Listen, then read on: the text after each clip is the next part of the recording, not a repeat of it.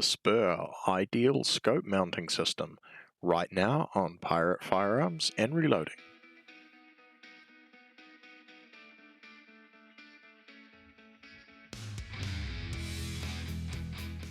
Hey folks, welcome back to the channel. So today I've got my Tikka TAC-A1 and 6.5 Creedmoor in front of me, and I'm going to talk to you about the ISMS or Ideal Scope Mounting System from Spuhr. So for years and years I've played around with sort of just average quality scope rings and scope mounts, but I'm trying to build out a very nice rifle and I decided not to skimp this time. You definitely know there's a price difference with Spuhr gear, but it is fantastic quality and you'll see this here shortly. So the main thing for me that I was impressed by is how to mount these things and how they've kind of thought of everything. So for years and years I've used these Wheeler level systems. So this guy is a barrel clamp. The idea being is you'd put your level here on your receiver or your rail, you'd put one out on the end of the barrel, you would calibrate it with the screw so both levels matched each other, and then you would mount your scope, put the level on top of your scope turret or somewhere flat on your scope, and then try and sort of level them all out. And if you took your time and you had enough patience, these work perfectly.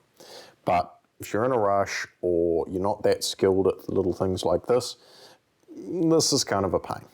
Then there's the age-old plumb bob attitude, which that works too, as long as your rifle is perfectly level. Gravity says your plumb bob will always be level, so that's not an issue. And then trying to line the reticle in there and clamping it down evenly and not having it move on you. Spuhr have a completely different system, and I've seen some copies out there now, but they have this little groove, right, in their one-piece mounts. Now, if you buy their rings, so they do rings and one-piece mounts, they give you a little piece that goes over the Picatinny rail in order to do this leveling process. And then they give you this wedge here, if it'll focus. That wedge then sits in this track here, and you push it in until it levels the scope. Now, what it's leveling against is the flat base here on the base of the adjustment turrets. So that's pretty straightforward. Most scopes, even some very old Leopolds, still have that flat base on the bottom there. So it kind of takes the guesswork out, and you do want to make sure that is level for long range shooting, but also with the Spuhr mounts, you get a level built into them. And so it's ensuring that the reticle is level with the level bubble in the back. And one thing I have to say, well done Spuhr, a white background on your level. I hate the green ones. So that's really nice to see. Obviously, recoil lug built into the mount as well, and because the TAC-A1 comes with a 0 MOA rail and is not impossible to change out, it's a little difficult, I have opted for their 6mm or 20.6 MOA mount. So this one does become critical as to which way you mount it on the rail. Some of their other mounts that are 0 MOA or the rings, you can put them on in either orientation. So long story short, that's going to sit there and as always get pushed all the way forward. Now, I want to stress something about these Spuhr mounts. All the fasteners that you get when you get them out of the packet all come pre-waxed. And this is so when you use torque limiters or a torque wrench or a torque screwdriver, you're getting the exact correct torque measurement rather than having them dry, binding, metal galling, all sorts of things like that.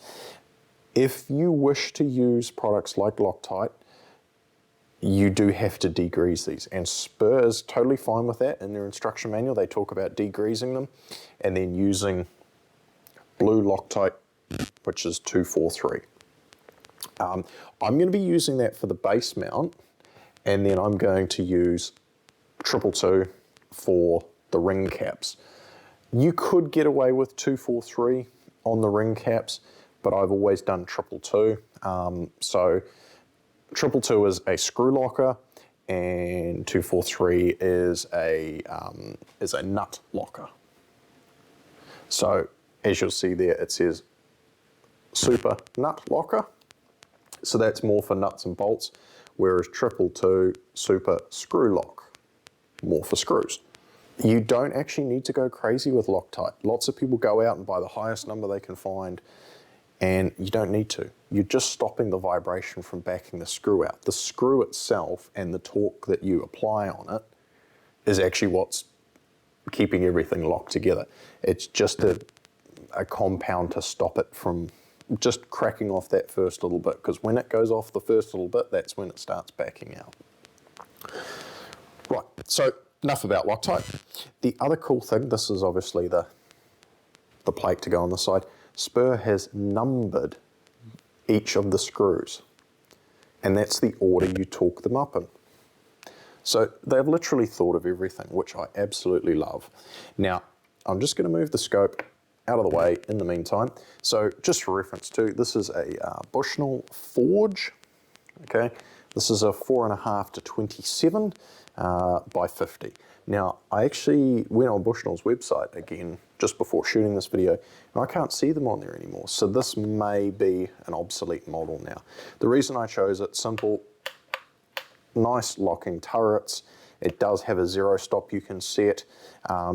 Mills, of course, nice reticle, Christmas tree style reticle for holdovers and windage, and it actually has 10 mils per revolution.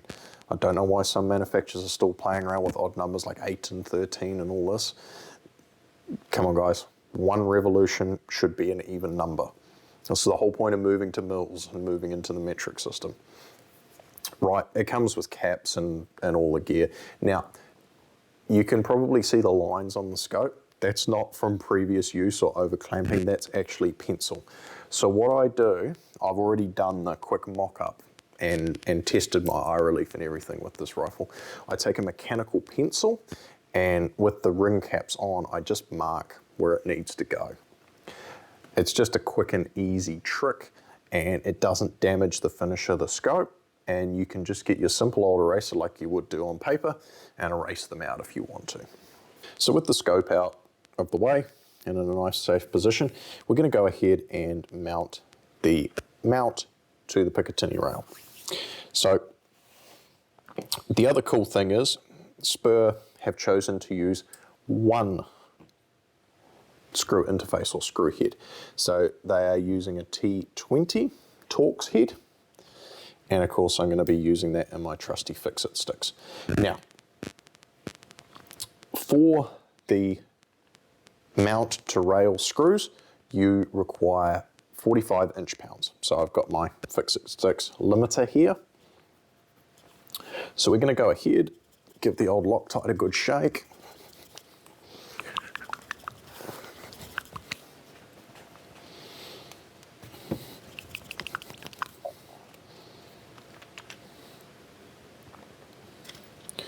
And we're going to go ahead and get some thread locker on these.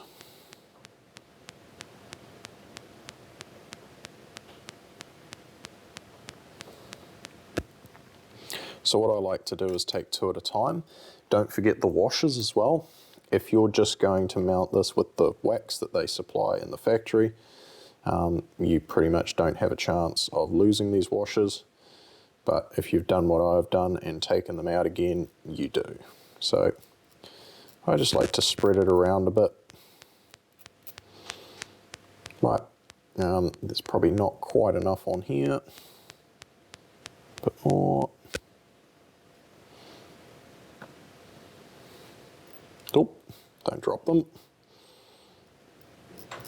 Right, just spread it around a little bit. Make sure you get a nice even coating. I like to do two at a time like that and then just sort of roll or rub them together. Now, this is going to be a little bit tricky with the camera, so bear with me.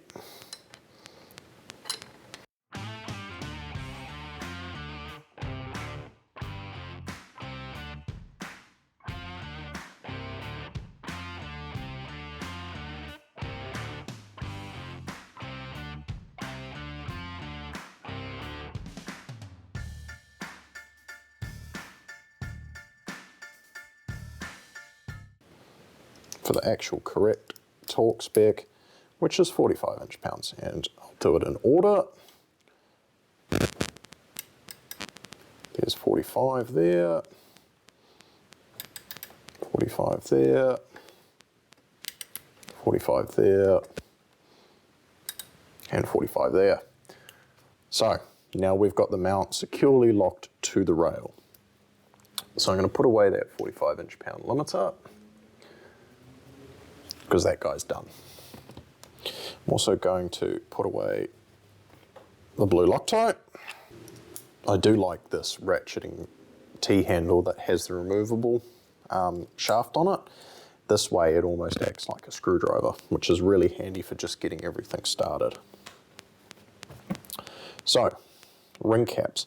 Now, something to note too, Spuhr does offer several different types of ring caps. You've got this relatively plain one with just an extra set of screws, and you've got this one with 3 extra sets. So this sort of recessed circular milling here is what they call a Spuhr interface. So you can buy a whole lot of accessories for your Spuhr mounts. So you can have, you know, the old diving board up top if you want, you know, a laser, or you want the old school like bolt-on rangefinders, something like that. Obviously, because these are sort of 45-degree ring caps, you could set up a red dot on that 45-degree position if you wanted to. So that's really cool. The other thing they do, which I am going to be installing later with the Spuhr interface, is an extra bubble. Now, this one is green, granted, and I've got the white one built in there too. I just think, personally, I see these sort of levels easier that stick up on the side here, because I'm sort of focusing down the scope with my right eye, and my left eye is just out of focus, but keeping an eye on that level. Whereas when it's down there, I kind of have to break focus from my target and drop down to that level and go, yeah, I'm good. So I'd rather have it just in the peripheral where I can see it and call it a day. Just like that. I'm just going to drop that back in there so I don't lose it. Now, I'm going to put the multi-point interface, I think, on the front. I don't have any intention on adding too much else to the mounts or to the interface, but we'll put that one there on the front. If I'm going to add something, it's likely going to be on the front.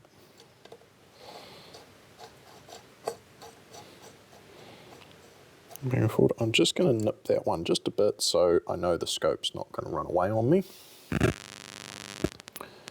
Last thing you want to do is drop a brand new scope.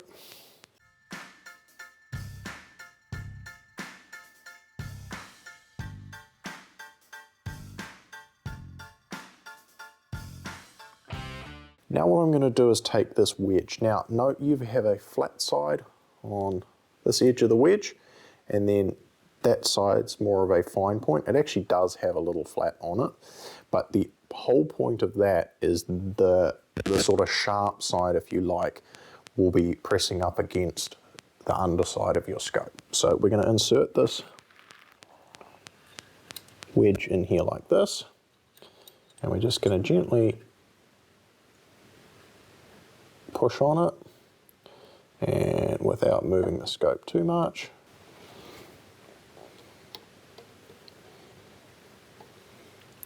So I'm just going to very gently screw these in a little bit.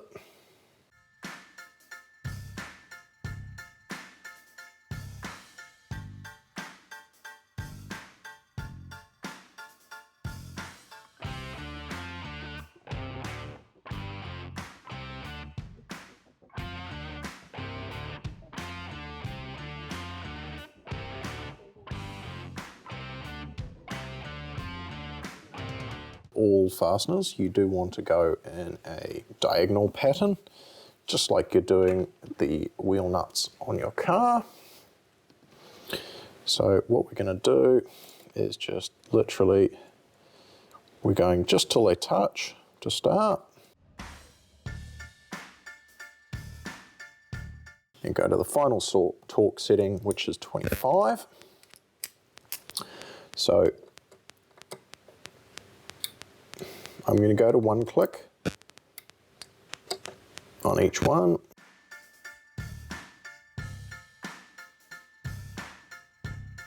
And then we're going to come back and we're going to go to 3 clicks.